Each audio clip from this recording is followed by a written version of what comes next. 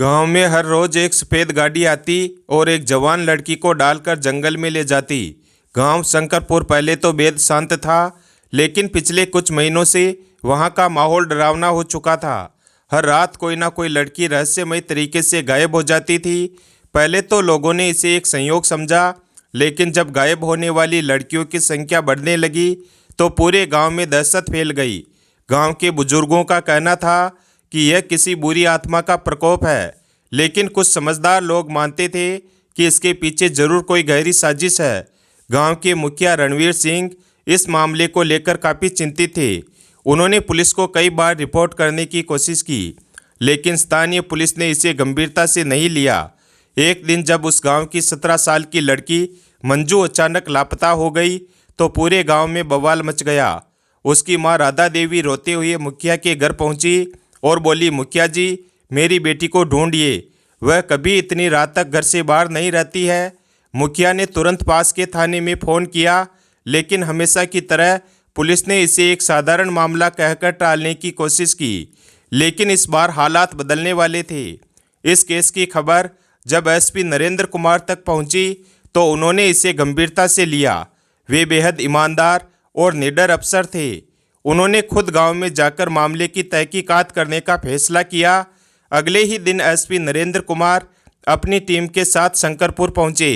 गांव वालों ने उन्हें घेर लिया और अपनी अपनी दर्द भरी कहानी सुनाने लगे और कहने लगे, साहब, मेरी बेटी 3 हफ्ते पहले गायब हुई थी, आज तक उसका कोई पता नहीं चला। साहब, मेरी बहन पिछले महीने से लापता है, पुलिस ने अभी तक कुछ नहीं किया। नरेंद्र कुमार ने सभी की बातें ध्यान से सुनी और गांव में घूमकर कई जगह का निरीक्षण किया। उन्होंने महसूस किया कि यह कोई साधारण मामला नहीं था।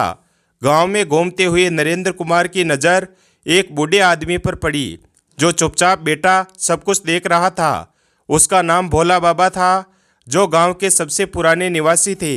नरेंद्र कुमार उससे पूछा, बाबा, आपको इस मामले में कुछ शक है? बाबा ने इधर उधर देखा और धीमी आवाज़ में कहा, साहब, रात के समय जंगल की ओर से अजीब अजीब आवाज़ें आती है। मैंने कई बार देखा है कि सफ़ेद रंग की एक जीप गांव के बाहर रुकती है और फिर अचानक गायब हो जाती है, लेकिन लोग डर के मारे उस ओर जाने की हिम्मत नहीं करते। यह सुनकर एसपी नरेंद्र कुमार चौकन्ना हो गए। रात होते ही नरेंद्र कुमार ने अपनी टीम के साथ जंगल में जाने का फैसला किया।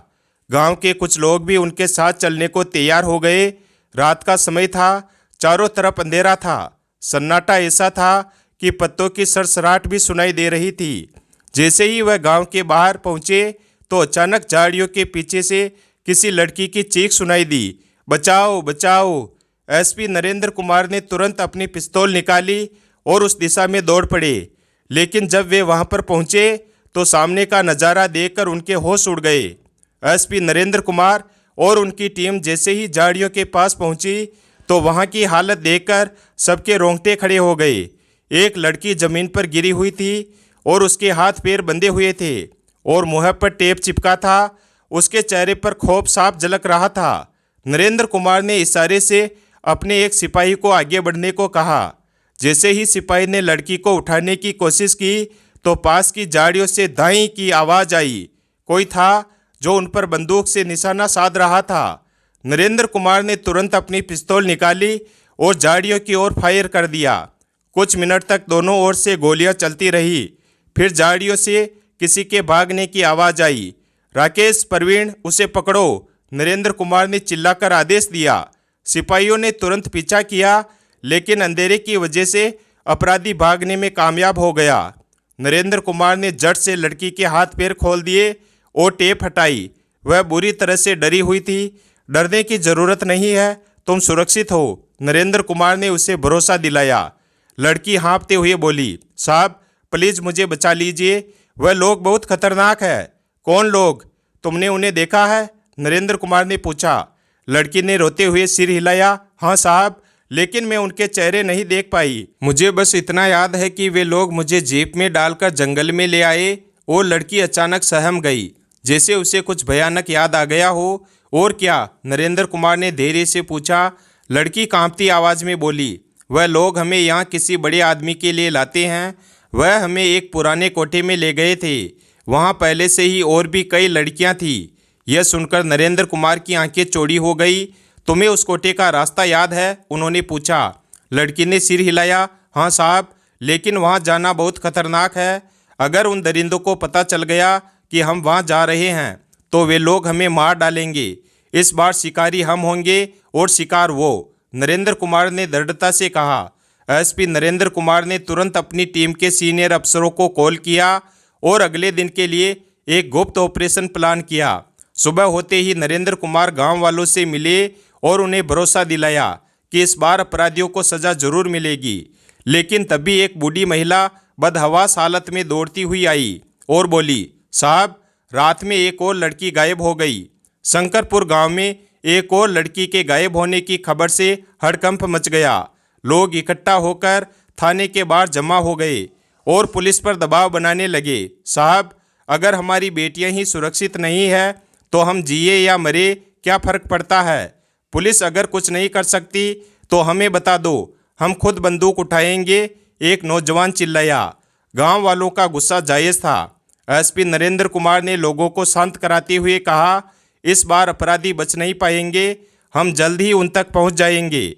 नरेंद्र कुमार ने गांव में अपने कुछ सिपाहियों को सादी वर्दी में तैनात किया ताकि अगर कोई संदिग्ध गतिविधि हो तो तुरंत रिपोर्ट मिले।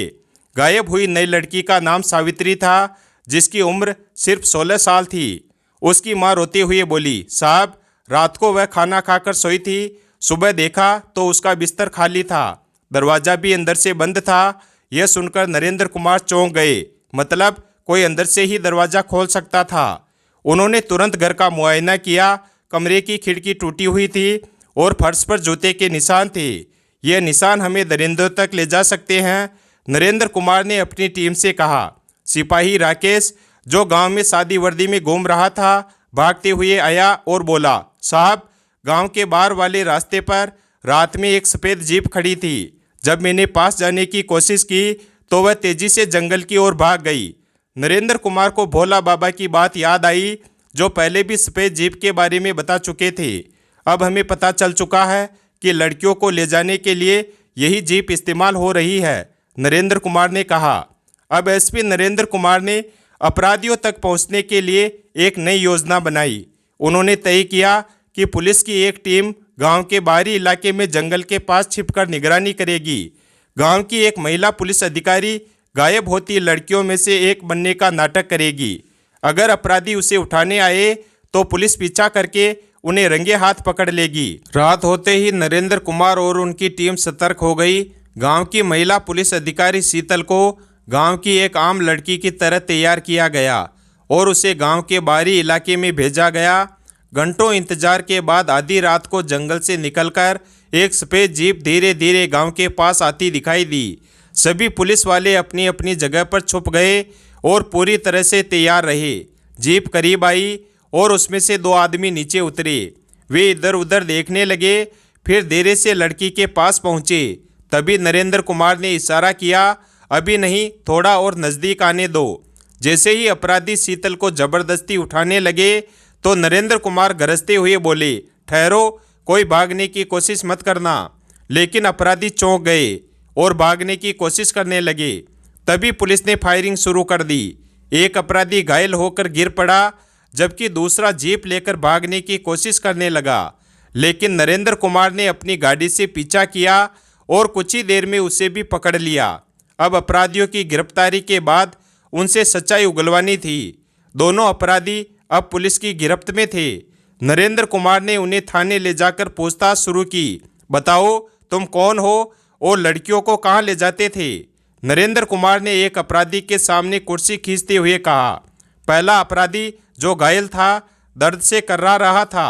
उसने घबराते हुए कहा, साहब, हम सिर्फ ड्राइवर हैं, हमें बस लड़कियों को जंगल तक पहुंचाने का काम दिया जाता है। कौन देता है तुम्हें यह आदेश? नरेंद्र कुमार की आवाज़ सख्त थी। दूसरा अपराधी, जो अभी तक चुप था, डरते हुए बोला, साहब, हमें कुछ नहीं पता, हम सिर्फ पैसों के लिए काम करते हैं।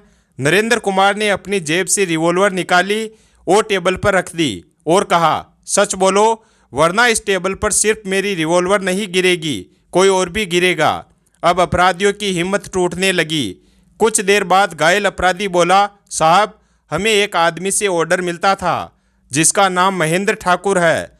वह जंगल के अंदर एक पुराना कोठा चलाता है, वहीं पर लड़कियों को ले जाया जाता है। यह सुनकर नरेंद्र कुमार की आंखों में गुस्से की लपटें उठने लगी। महेंद्र ठाकुर कौन है? वह एक बड़ा आदमी है साहब। दिखावे में गांव का साधारण आदमी लगता है, लेकिन असल में वह एक बहुत बड़ा अपराधी है। अब पुलिस के पास एक नाम था, महेंद्र ठाकुर।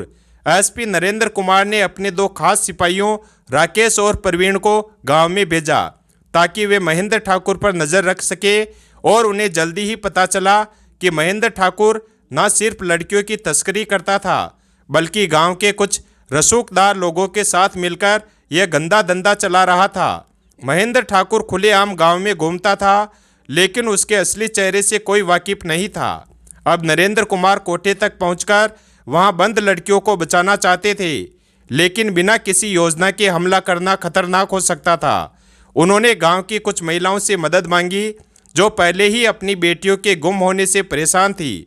फिर एसपी साहब ने एक योजना बनाई कि एक महिला पुलिसकर्मी को बंधक लड़की बनाकर महेंद्र ठाकुर के आदमियों के पास भेजा जाएगा। जैसे ही वे उसे कोठे तक ले जाएंगे, पुलिस उनकी जीप का पीछा करेगी और कोठे तक पहुंचते ही पुलिस वहां छापा मारेगी और लड़कियों को बचाएगी। महिला पुलिसकर्मी शीतल को साधारण गांव की लड़की की तरह तैयार किया गया। जैसे ही उसे गांव के बाहरी इलाके में छोड़ा गया तो कुछ ही देर में सफ़ेद जीप वहां आ गई। इसे गाड़ी में डालो, एक आदमी ने कहा। शीतल को जबरदस्ती जीप में डालकर वे लोग तेजी से जंगल की ओर बढ़ गए, लेकिन उन्हें नहीं पता था कि इस बार पुलिस उनके हर कदम पर नज़र रख रही थी। कुछ ही मिनटों बाद नरेंद्र कुमार अपनी टीम के साथ उनके पीछे पीछे जंगल में दाखिल हो गए। जीप जब कोठे के गेट पर रुकी तो वहाँ का नज़ारा चौंकाने वाला था। एक बड़ा पुराना कोठा जिसके अंदर से लड़कियों की चीखें आ रही थी। जंगल के घने अंधेरे में वह पुराना कोठा किसी भूत या हवेली की तरह दिख रहा था। कोठे के अंदर से लड़कियों की चीखें आ रही थी। एसपी नरेंद्र कुमार और उनकी टीम धीरे धीरे कोठे के चारों ओर घेराबंदी करने लगी। अंदर का खौफनाक मंजर शीतल को जीप से खींचकर अंदर ले जाया गया। कोठे के अंदर का दृश्य बेहद दर्दनाक था। करीब 15 से 20 लड़कियां एक कोने में बैठी हुई थी, डरी, सहमी और बेबस। तभी महेंद्र ठाकुर वहां आया। उसने शीतल को घूरते हुए कहा, ये नई लड़की है, देखो जरा इसे अच्छे से बंद करो, कल इसे शहर भेजना है। शीतल ने इधर उधर देखा। कोठे के अंदर 4-5 बदमाश थे, सभी के हाथों में बंदूकें थी। बाहर एसपी नरेंद्र कुमार अपनी टीम को इशारा कर चुके थे, हमले के लिए तैयार रहो। जैसे ही एक बदमाश ने शीतल की तरफ बढ़ने की कोशिश की तो शीतल ने इशारा किया। तभी दरवाज़ा जोर से टूटा और धाई धाई की आवाज़ गूंज उठी। पुलिस ने अंदर घुसते ही फायरिंग शुरू कर दी। बदमाशों ने भी जवाबी फायरिंग शुरू कर दी, लेकिन नरेंद्र कुमार और उनकी टीम पहले से तैयार थी। महेंद्र ठाकुर को जैसे ही पता चला कि पुलिस आ चुकी है तो वह पिछले दरवाजे से भागने की कोशिश करने लगा, लेकिन नरेंद्र कुमार पहले से ही उस रास्ते पर तैनात थे। रुक जा महेंद्र, अब तू कहीं नहीं भाग सकता, नरेंद्र कुमार ने बंदूक तानते हुए कहा। महेंद्र ने अपनी पिस्तौल निकाली और गोली चलाने की कोशिश की, लेकिन नरेंद्र कुमार पहले ही ट्रिगर दबा चुके थे। दाईं महेंद्र ठाकुर के सीने में गोली लगी और वह तड़पते हुए जमीन पर गिर पड़ा। उसके बाकी के गुंडों को पुलिस ने पकड़ लिया और हथकड़ियां पहनाकर जीप में डाल दिया। पुलिस ने कोठे में बंद सभी लड़कियों को आज़ाद किया। वे सब डर और सदमे में थी, लेकिन जैसे ही उन्होंने देखा कि पुलिस उन्हें बचाने आई है तो वे रोते हुए नरेंद्र कुमार के पैरों में गिर गई और कहने लगी, साहब आपने हमें बचा लिया।